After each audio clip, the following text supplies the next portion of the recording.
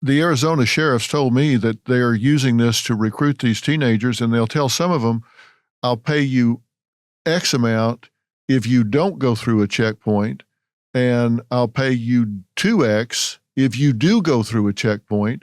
And if they want to search, run, because they'll chase you for a while and then they'll break it off and you'll be fine, because they want to pull all the guards onto the chase, because 3 cars back in the line is what they're really wanting to get across the border. So they'll put 3 or 4 illegal immigrants in a car, get the teenager to run, so they chase that, and 3 cars back, they've got several $1 million worth of drugs that they're bringing across the border, and now they just flag them on through.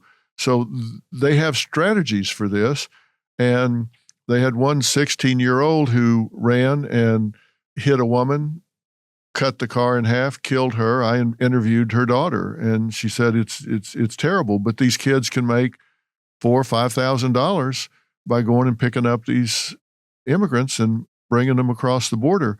It seems to me that this is really insidious, that they're now recruiting these kids who are naive and don't see the downside. I mean, it's very intoxicating to say, oh, I can go make $5,000, $4,000 in a couple of hours. It just seems to me to be something that we really should focus on. And that's why the cartels are such a danger. People don't understand. The cartels, they're just not a bunch of dopers. They're not a gang. They're very sophisticated. They're like a Fortune 500 company. Some of these cartels are now in over 40 countries around the globe. I mean, not only do they got military-grade weapons, they have the most sophisticated IT equipment. And like I said, they've learned social media. They've learned the game. And the problem is U.S. law enforcement needs to keep up with them. Yeah. Need to keep up with their tactics, need to keep up with their technology. The Mexican militaries try to take them out, and cartels win every time. And even when they do arrest a major player in the cartels, many times the Mexican government are forced to release them because they do so much damage to the city. That is that is a definition of terrorism. They've killed judges, they killed journalists, they killed politicians to keep control of that nation. And that's why I think it's going to take President Trump to take them out. Is it a military strategy to take them out? Do they get to their funds? How do you go about it? I think you do it all. I think you chase the money. You take their money, you take their power, because that's how they buy off military. That's how they buy off law enforcement. That's how they buy off politicians, get their money. But as far as dismantling the cartels and taking them out of business, it's going to take the U.S. Mexico, I don't know if they have the willpower to do it. They certainly, if they do, they fail for the last 3 decades. But I'm not mincing words when I say a lot of the military and law enforcement and Mexican government are corrupt. That's just a fact. When we have vetted units, we work with HSI. We work very closely with Mexican authorities, and we vet the people that we work with very thoroughly. But even the vetted units, we don't tell them everything. It's just too high of a risk for our agents. So there's a lot of corruption in Mexico. It's going to take the U.S. It's going to take our special ops. It's going to take our intelligence specialty to find these people and destroy them.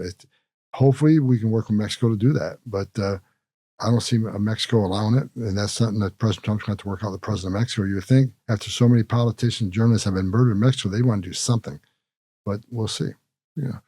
What is the biggest threat to us right now from what's happened with this open border? Where do you think we're most vulnerable in America?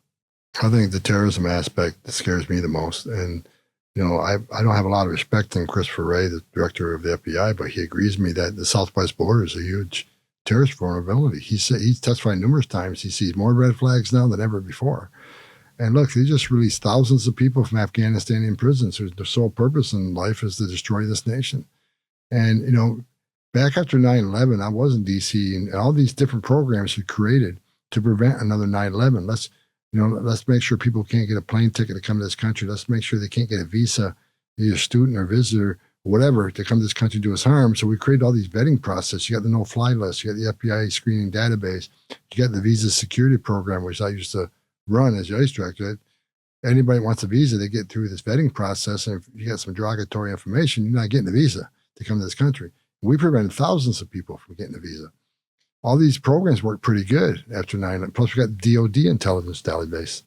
all these programs work pretty good for the last 2 decades after 9/11. But nowadays, with open border the way it is, what terrorist is going to put himself in a position to try to get a plane ticket or a visa when he knows there's some vetting procedures in place, regardless how bad they are?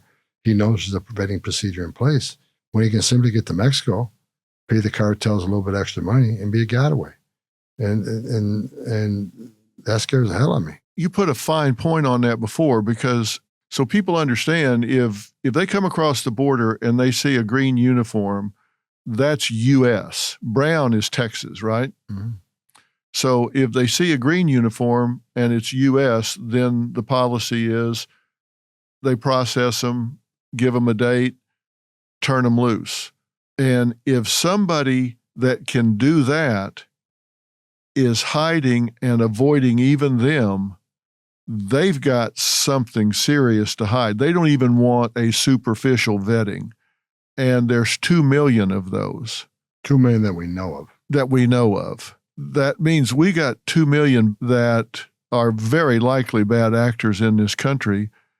How many of those do you feel like you guys know, generally speaking, where they are? I mean, are they clustered in Chicago? Are they in New York? Have they joined up with MS-13? When you go looking for them, do you have a place to start? For many, we do. Some we don't. It's going to take some investigative with some processes. We have some, first of all, we got some great partners in the public sector. Public sector has some great technology. You're like, well, we're cops, right? We're not. The public sector has some really talented people who have a lot of sophisticated programs so we can find people. So we contract a lot of this work out. But that technology changes every day, and they're working on it right now. Matter of fact, I've been meeting with these technology companies the last couple of weeks, find out what's new on the plate. What can you bring to the table? If I explain to them, this operation President Trump wants to do and that we're going to do is as successful as our targeting is. We need to find these people. So I've been meeting with these tech companies the last couple of weeks, find out what's the latest and brightest technology available. So we're already working on that plan. We'll find many of them, but I'll be honest, we're not going to find all of them. Is this facial recognition type stuff? Is it? Facial recognition is just one of many, but there's a lot of technology out there that amazes me about, anybody who's walking around this country that's a footprint of some kind, digital footprint. Mm-hmm. Whether it's a mortgage, a car payment, you're paying an electric bill, or your facial recognition was seen at an airport or a bus station. A lot of these cities have cameras everywhere, like New York City, and so there's a lot of technology where license plate readers. There's just so much out there. Everybody has a footprint. It amazes me how much of a footprint I have. Right? One of these technology companies came back and said, "Okay, here's what we know about you," and it's amazing the information they had. And so we're going to use the finest technology in the world to find these people because it's important. We need to find them, and we're hoping for help from the American people too. Once they realize we're serious about this, I'm hoping that people pick the phone up and call ICE and say, well, "There's a guy next door. I think somebody need to look at." And I heard him, bragging about this or bragging about that, or I know for a fact he has 10 illegal aliens in his basement. He takes them to work every day. They're on a landscaping crew, whatever. I'm hoping people start calling ICE and reporting because we have millions of people in this country can be force multipliers for us if they just call us with information. Yeah, a lot of eyes and ears if people know what to do. Will you have a citizen number for people to call? Are you going to put up that kind of thing? Yes, we will.